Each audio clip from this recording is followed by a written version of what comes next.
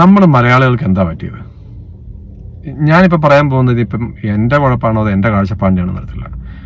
കഴിഞ്ഞ ദിവസം നമ്മുടെ ആ ഒരു ബിഗ് ബോസ് എന്ന് പറഞ്ഞ പരിപാടിക്കകത്ത് വിന്നറായ അനുമോള് തിരുവനന്തപുരം എയർപോർട്ടിലാന്ന് തോന്നുന്നു വന്നിറങ്ങിയപ്പം എത്ര ജനങ്ങളാണ് വന്നിരിക്കുന്നത്, എത്ര മീഡിയ വന്നിരിക്കുന്നത്. എനിക്ക് മനസ്സിലാകാത്ത അതൊരു എന്റർടൈൻമെന്റ് ആയിട്ടുള്ള ഒരു പരിപാടിക്കകത്ത് ഒരു വിന്നറായിട്ടുള്ള ഒരു പെണ്ണ്, ആ പുള്ളിക്കാരി അല്ലെങ്കിൽ ആ പെണ്ണ് വന്ന് ഇറങ്ങിയതിന് ഇത്തരം മാത്രം ആൾക്കാർ വന്ന് തടിച്ചു കൂടി ആരവവും ഓപ്പൺ ജീപ്പില് ബഹളവും എന്തിന്?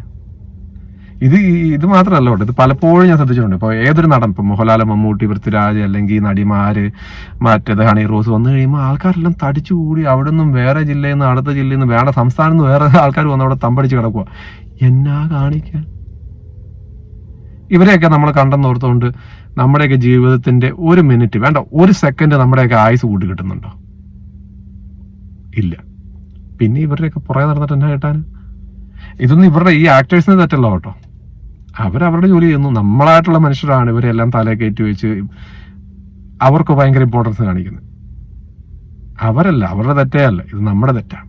അവർക്കിത് വലിയ ആഗ്രഹമൊന്നുമില്ല. നമ്മളിങ്ങനെ വട്ടുപിടിച്ച് ഇവരുടെ പുറകെ നടന്ന് സെൽഫി എടുക്കാനും പിടിക്കാനും. ഈ പറയുന്ന ഇപ്പം ഞാനിപ്പോൾ ഒരു എയർപോർട്ടിൽ നിൽക്കുക, അവിടെ ഇയാളെ കണ്ടെങ്കിൽ ഇപ്പോൾ ഒരു വ്യക്തിനെ കണ്ടെങ്കിൽ ഒരു ആക്ടർ ആണെങ്കിൽ അവരോട് ഫോട്ടോ എടുക്കുന്നത് തെറ്റല്ലെന്ന് ഞാൻ പറഞ്ഞു, ഞാനും എടുത്തുനിന്നിരിക്കാം. പക്ഷേ ഇന്നയാൾ അവിടെ ഒരു ജ്വല്ലറി ഓപ്പൺ ചെയ്യാമെന്ന് പറഞ്ഞുകൊണ്ട് അവിടെ പോയി ഇടിച്ചു കൂത്തി അവരൊന്ന് താഴെ നിന്ന് 10-30,000 പേരുടെ ഒന്ന് സെൽഫി എടുത്ത് അതിന്റെ സൂക്കേടിന്റെ ആവശ്യമുണ്ടോ? അപ്പം ആരാണോ ഇപ്പൊ കഴിഞ്ഞ ദിവസം നമ്മുടെ ഇന്ത്യയുടെ അൾട്രാ മാരത്തോൺ റണ്ണറായ ജീനോ ആന്റണി, എനിക്ക് തോന്നുന്നത് പുള്ളി ടോപ്പ് 10 വന്ന് ഇന്ത്യ അൾട്രാ മാരത്തോൺ ഇന്റർനാഷണൽ ലെവലിൽ പുള്ളി വന്നിറങ്ങിയപ്പോ ഈ അനുമോളുടെ പരിപാടിക്ക് വന്ന ആൾക്കാരുടെ പകുതിയുടെ ആൾക്കാർ പോലും ഇല്ലായിരുന്നു. ആരാണ് ഞാൻ പറഞ്ഞ പോലെ ഇതിപ്പോ എന്റെ കാഴ്ചപ്പാടിന്റെ ആയിരിക്കാം, മേ ബി ഞാൻ പ്രായമാകുന്നതിന്റെ ആയിരിക്കാം, പക്ഷെ എനിക്കിതൊന്നും ആരാണോ it doesn't make sense to me.